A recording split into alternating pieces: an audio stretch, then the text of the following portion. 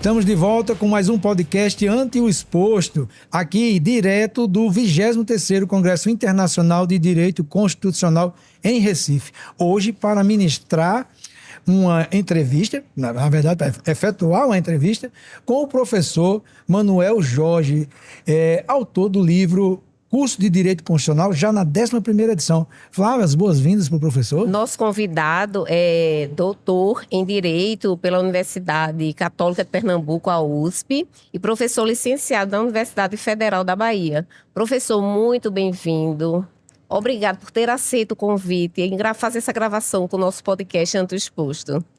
Eu que agradeço pela oportunidade e quero expressar aqui a minha enorme alegria de estar em Recife, estar nessa cidade maravilhosa, estar nesse congresso, porque não há dúvida de que o direito será muito melhor aplicado na medida em que as pessoas tiverem acesso à informação de como melhor aplicar o direito. Então, aqui, os meus parabéns, os meus cumprimentos, porque vocês são um instrumento de melhoria da vida das pessoas, porque a aplicação do direito, o modo como ele é aplicado, determina a melhoria da vida das pessoas. Esse é o objetivo de todos nós. Verdade. Professor, boa tarde. A sua palestra agora foi sobre Constituição, ativismo judicial e proteção de direitos fundamentais. Eu tenho uma pergunta para fazer. Com relação ao ativismo judicial, quais os efeitos que ele produz na proteção dos direitos fundamentais? Olha, é necessário entender, em primeiro lugar, que o que se chama de ativismo judicial é um comportamento do poder judiciário não autorizado pela Constituição. Tudo o que se fizer, quando se fizer referência a ativismo judicial, o significado disso é atividade judicial, o que ultrapassa os limites postos pela Constituição ao julgador.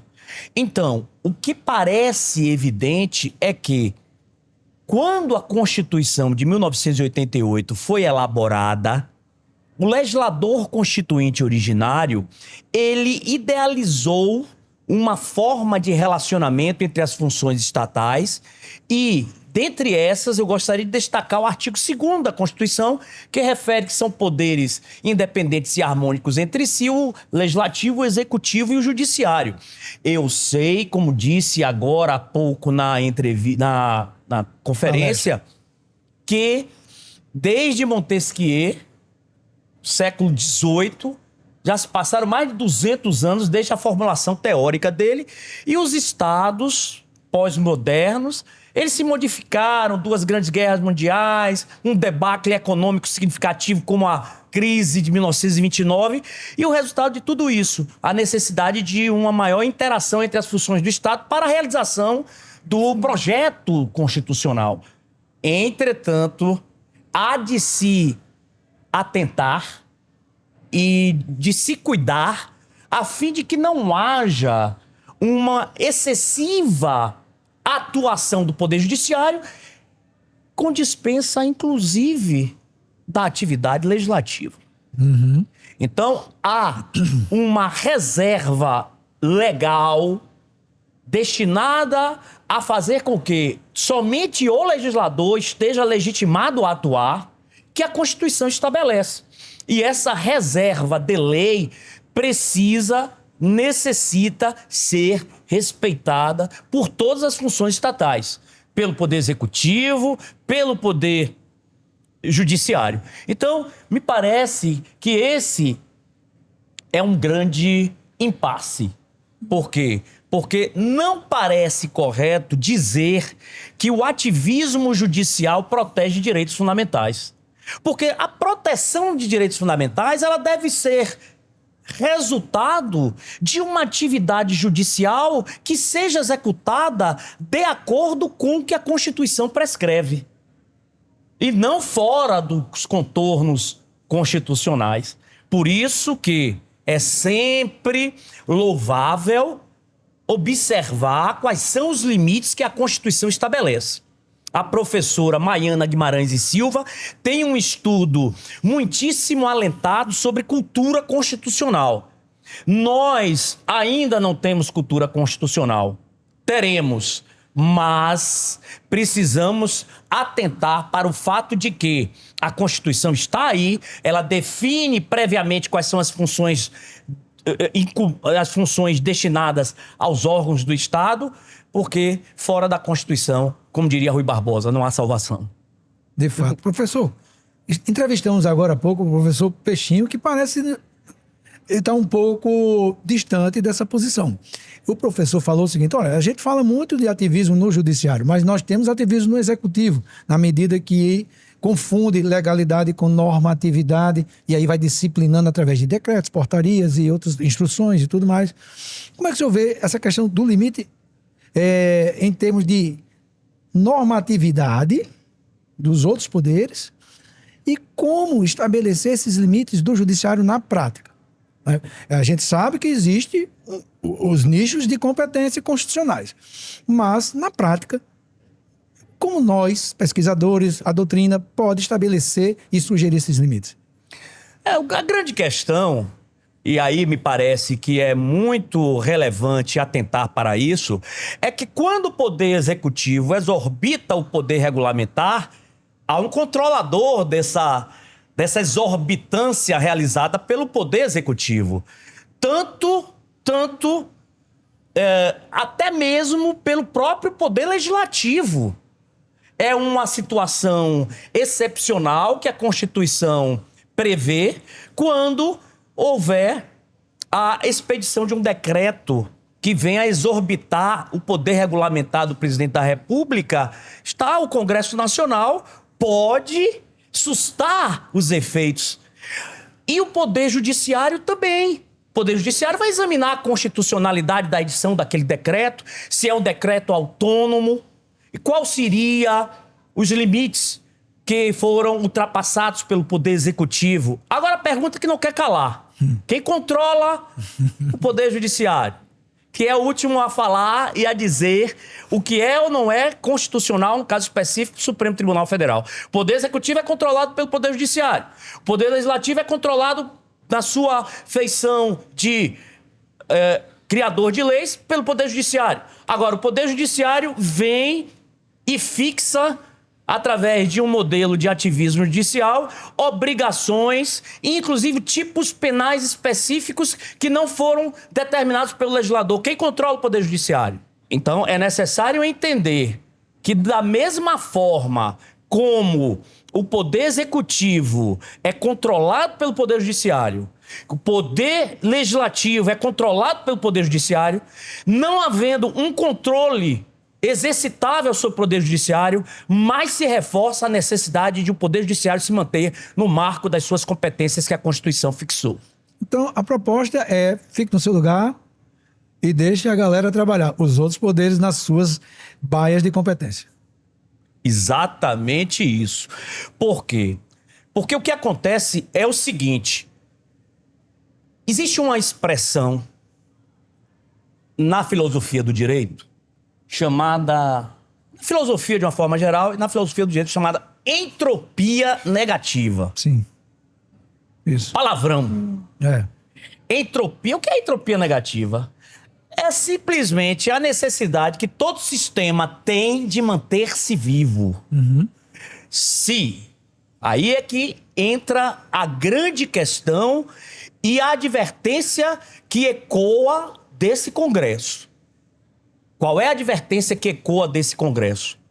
Até mesmo pelo exercício de uma entropia negativa, o Poder Judiciário deve se manter no marco das competências que foram a ele dirigidas pelo legislador constituinte originário. Por quê? Porque o sistema, ele próprio, encontrará, se esse limite não for autoimposto pelo Poder Judiciário, o próprio sistema se encarregará de encontrar e demarcar limites ao exercício da função judicial. Professor, pois não?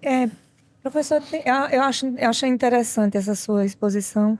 Eu acho que é uma coisa, um caso bem, que explicita bem aquele caso da interpretação da presunção de inocência pelo Supremo. E Lênin Streck fez uma explanação exatamente nesse sentido que você disse, de ter cuidado no que está dito na Constituição para não deixar de aplicar até o que está dito. De um campo penal, né? Fazer uma interpretação, né, além, que era a prisão em segunda instância, salvo engano, por conta da presunção de inocência.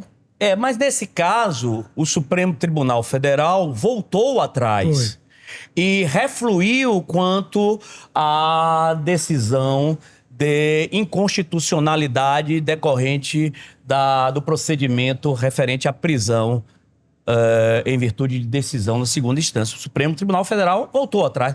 Mas há outras decisões que são controvertidas e que o Supremo Tribunal Federal não voltou atrás. E há algumas outras questões que precisam ser examinadas no âmbito de uma discussão acadêmica sobre as atribuições e competências exercitadas pelo Supremo Tribunal Federal.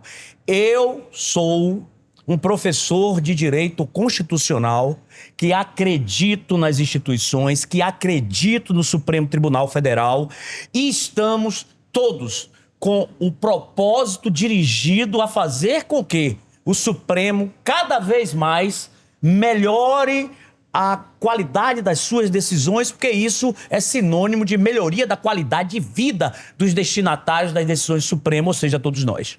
Professor, vamos para a reta final, suas considerações, mas eu queria dar aqui um norte. O professor Saul Tourinho ministrou uma palestra que ele denominou de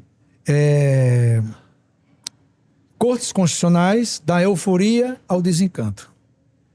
Você vê um elo de desencanto e essa coisa do ativismo judicial, como a gente tem visto na prática? Eu não vejo desencanto. O que nós temos na atualidade é uma disseminação rapidíssima da informação e um debate público realizado a respeito de cada decisão adotada pela Corte Constitucional. Não me parece que isso seja negativo. Não me parece. Pode haver uma discussão sobre o televisamento das sessões de uma Corte Constitucional. É uma discussão válida, que merece ser realizada no espaço público. Agora, daí retirar, eu não me sinto desencantado. Porque se eu estivesse desencantado com uma Corte Constitucional, com a nossa Corte Constitucional, eu não teria aceito o convite feito pelo amigo Jorge Salomão para estar aqui nesse congresso. Então, eu estou convicto de que ali onde está a natureza humana estará presente também a imperfeição. Claro! Mas ali onde está a natureza humana também presente a esperança de dias melhores. Maravilha, esse é o professor Manuel Jorge Silva Neto, inclusive coordenador do livro do Congresso deste ano, Ativismo Judicial, juntamente com o professor George. Professor, muito obrigado mais uma vez. E eu peço a você que, se gostou do conteúdo que geramos hoje, eu acho que não tem saída, tem que gostar, porque de altíssima qualidade, siga o podcast Ante o Exposto nas redes sociais.